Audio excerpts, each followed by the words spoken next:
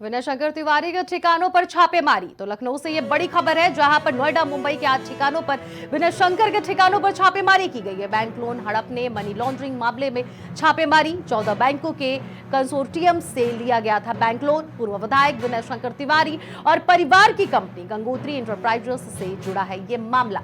तो यह अहम खबर आपको बता रहे हैं विनय शंकर तिवारी से जुड़ी हुई, जहां पर 14 बैंकों के कंसोर्टियम से लिया गया था बैंक लोन। ये बैंक लोन से जुड़ा हुआ मामला है, जहां पर उनके कई ठिकानों पर इस वक्त ईडी की छापेमारी है।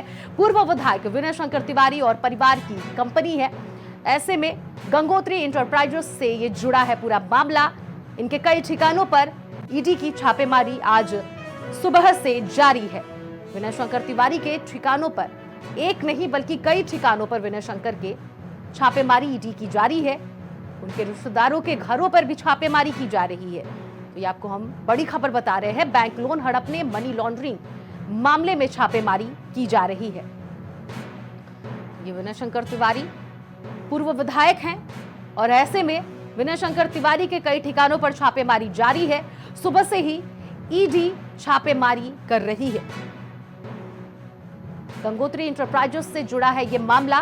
तो ये पूरा मामला गंगोत्री इंटरप्राइजेस से बताया जा रहा है, जहां पर विनय शंकर तिवारी जो पूर्व विधायक हैं, उनके कई ठिकानों पर छापेमारी ईडी कर रही है। ऐसे में ईडी को किसी बात की सूचना मिली है, हालांकि वजह अभी सामने नहीं आई है, लेकिन ईडी अपनी छापेमारी जारी रखी है। इस पूरी खबर पर हमारे संवाददाता ओवैस हमारे साथ जुड़ गए हैं। ओवैस, जिस तरह से विनय शंकर तिवारी के कई ऐसे ठिकाने हैं जहां पर ईडी सुबह से ही छापेमारी कर रही है, ऐसे में वो कौन सी वजह है जिसकी वजह से ईडी को छापेमारी करनी पड़ी है?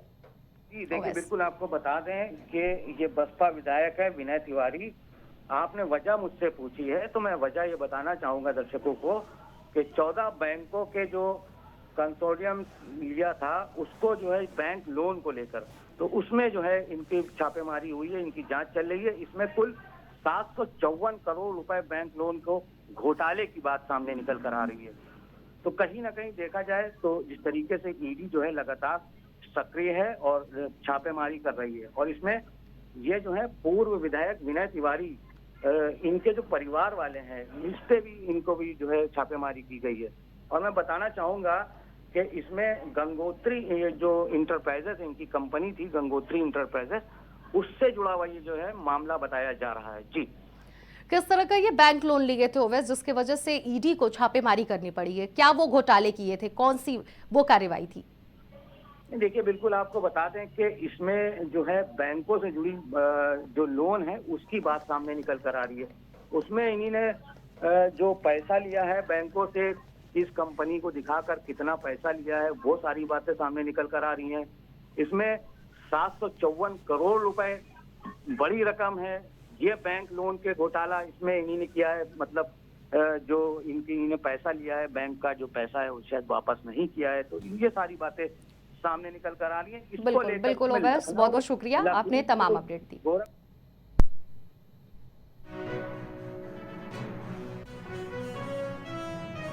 अंग्रेजी शराब के ठेके का विरोध, ये लखनऊ से खबर है, जहां पर आपको बता दें कि महिलाओं, स्थानीय लोगों ने जताया है विरोध। चौक के फायर स्टेशन के बगल में थी दुकान, नियमों के विरोध खोली जा रही थी दुकान। मौके पर कोतवाली चौक की पुलिस मौजूद। तो ये शराब के ठेकों को लेकर विरोध प्रदर्शन जारी है। लखनऊ से यह अहम खबर आपको हम बता रहे हैं, जहां पर लखनऊ के चौक पर यह विरोध प्रदर्शन जारी है।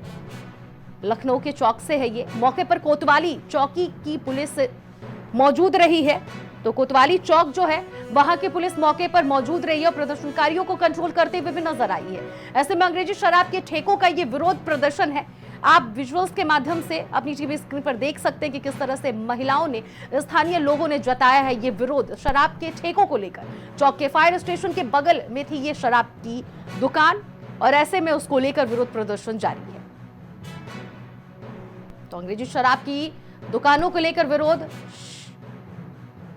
तो अंग्रेजी शराब की दुकानों को लेकर विरोध प्रदर्शन लखनऊ के चौक से सामने आ रही है। इस पूरी खबर पर हमारे संवाददाता ओवैस एक बार फिर से हमारे साथ जुड़ गए हैं तमाम अपडेट्स लिए। ओवैस, जिस तरह से शराब के जो ये ठेके हैं उसको लेकर महिलाएं विरोध प्रदर्शन कर रही हैं, और ना सिर्फ महिलाएं बल्कि स्थानीय लोग भी साथ में मौजूद हैं, क्या वजह रही होगी कि विरोध प्रदर्शन करने के लिए महिलाएं मजबूर हुई हैं? ओवैस। नहीं देखिए, बिल्कुल अनन्या, आपको बता दें कि लगातार पिछले 3 दिनों से लखनऊ के अंदर जो शराब ठेके हैं वो जो खुल रहे हैं आसपास के, जो जहाँ पे लोग रहते हैं, जहाँ पे स्कूल हैं, जहाँ पे अस्पताल हैं, इस तरीके के जगहों पर जो लगातार 3-4 दिन से शराब के ठेके लगातार खुल रहे हैं, तो इसको लेकर तमाम तरीके से विरोध हो रहा है। तो मैं आपको बताना चाहूंगा कि ये चौक के फायर स्टेशन के जो बगल में जो यहाँ पे थी वो दुकान खुल रही थी। इसमें मैं आपको बताना चाहूंगा कि मौके पर महिलाएं और जो है वो विरोध प्रदर्शन कर रही थी, जिसमें चौक पार्षद भी आए थे। वहीं पे विरोध प्रदर्शन के बाद जो पार्षद हैं उन्हीं ने समझा बुझाकर विरोध को शांत कराया। लेकिन कहीं ना कहीं देखा जाए जिस तरीके से अनन्या यहाँ पर लखनऊ में आसपास के जहाँ पे अस्पताल थे, जहाँ पे स्कूल बच्चे थे, सामने स्कूल था, तो उनको गलत प्रभाव ना पड़े और जो नौजवान तबका है वो शराब की तरफ जिस तरीके से जा रहा है उसको लेकर यहाँ पे विरोध प्रदर्शन हो रहा है कि ऐसे ठेके जहाँ पे आवासीय है, जहाँ पे लोग हैं, कानूनी बिल्कुल है, बिल्कुल ओवैस, वहाँ पे ना रहें। जी बिल्कुल, बहुत बहुत शुक्रिया ओवैस, आपने तमाम अपडेट दी। हमीरपुर से बड़ी खबर आ रही है जहां पर नेशनल हाईवे 34 में देखा है रफ्तार का कहर। तो बाइक सवार 2 युवकों को ट्रक ने रौंदा, हुई मौत। तो ये बाइक सवार से 2 युवकों की मौत हो गई है।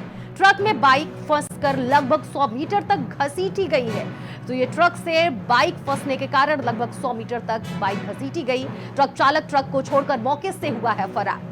तो ये हमीरपुर से आपको अहम खबर बता रहे हैं, जहां पर सदर कोतवाली क्षेत्र के यमुना पुल का ये पूरा मामला बताया जा रहा है, जहां पर युवक की मौत हो गई है। ट्रक में बाइक फंसने के कारण युवक की मौत। प्राइम उत्तर प्रदेश में फिलहाल इतना ही। बाकी खबरों के लिए बने रहिए प्राइम टीवी के साथ।